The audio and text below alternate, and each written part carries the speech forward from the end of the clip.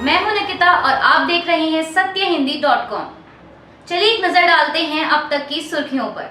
कर्नाटक के दावणगेरे में आयोजित रैली के दौरान पीएम मोदी की सुरक्षा में चूक की घटना फिर से सामने आई है।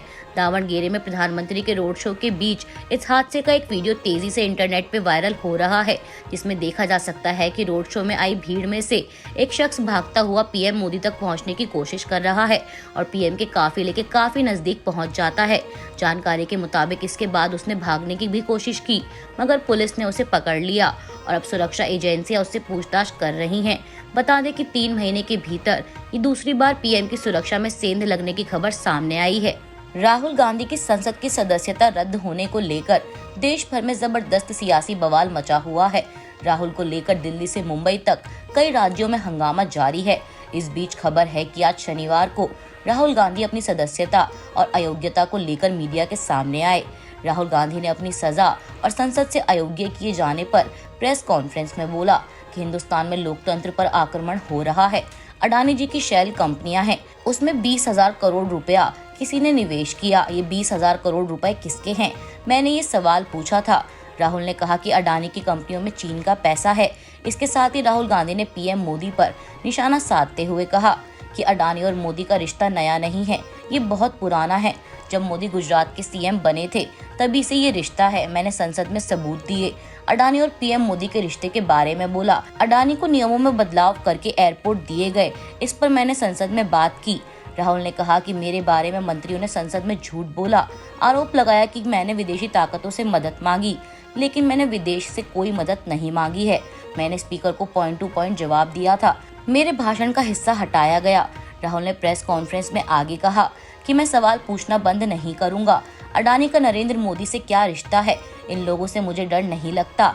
अगर इनको लगता है कि मेरी सदस्यता रद्द करके, डराकर, धमकाकर, जेल भेजकर मुझे बंद कर सकते हैं, मैं हिंदुस्तान के लोकतंत्र के लिए लड़ रहा हूं और लड़ता रहूंगा।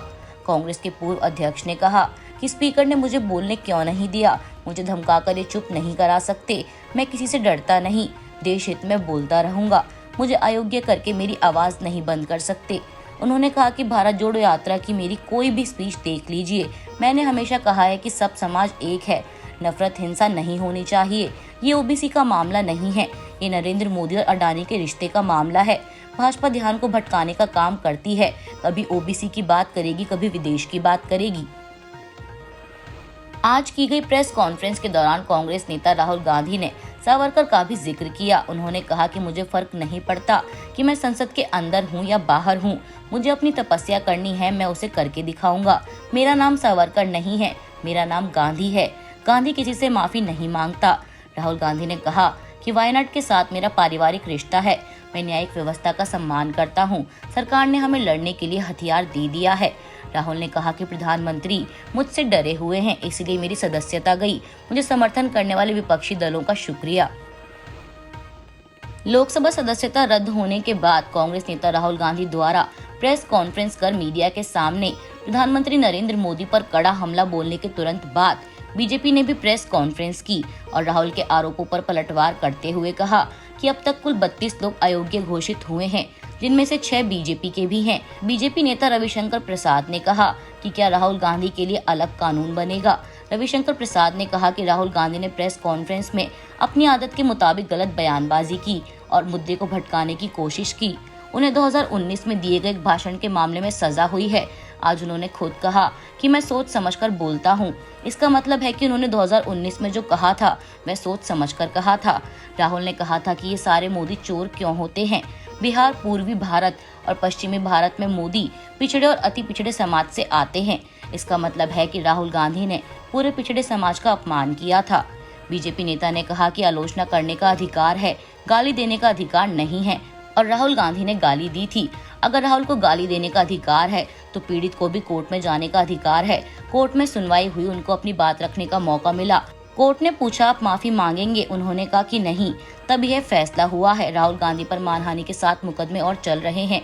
इस घटनाक्रम का अडानी से कोई लेना देना ही नहीं है। बीजेपी नेता रविशंकर प्रसाद ने कांग्रेस पर निशाना साधते हुए आगे कहा कि देश का कानून है कि आपको 2 साल की सजा होगी तो आप डिस्क्वालीफाई हो जाएंगे। ऐसा सुप्रीम कोर्ट ने लिली थॉमस के केस में कहा है।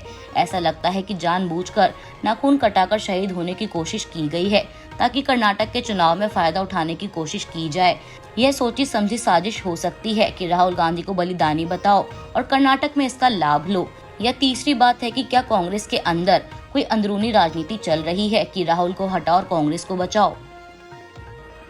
कांग्रेस के पूर्व राष्ट्रीय अध्यक्ष राहुल गांधी की संसद की सदस्यता रद्द होने से पार्टी के कार्यकर्ता नाराज और आक्रोशित हैं। वे लगातार देश भर में प्रदर्शन कर रहे हैं। कल जहां यूथ कांग्रेस ने भोपाल में ट्रेन रोककर विरोध प्रदर्शन किया था, तो आज कांग्रेस कार्यालय के सामने कार्यकर्ता मुंह पर ताला लगाकर बैठे हैं। वहीं इस बीच अब मध्य प्रदेश के मुख्यमंत्री शिवराज सिंह चौहान ने भी एक बार फिर राहुल गांधी पर निशाना साधा है।